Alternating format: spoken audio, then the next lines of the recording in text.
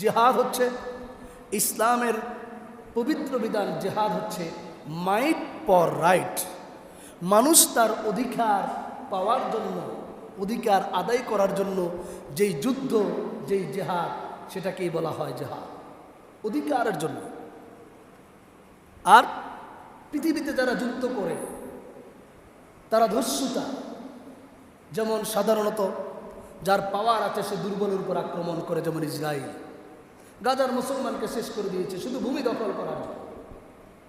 তার সাথে বিভিন্ন দোষর একত্রিত হয়ে মুসলমানদের উপর জুলুম নির্যাতন করছে।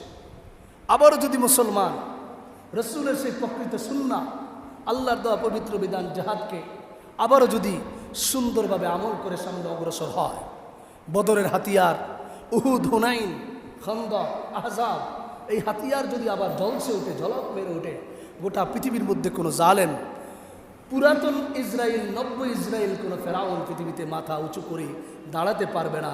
মানুষের অধিকার মানুষ সঠিকভাবে খুঁজে পাবে। বলে সুবহানাল্লাহ। এটাই ইসলামের বিধান।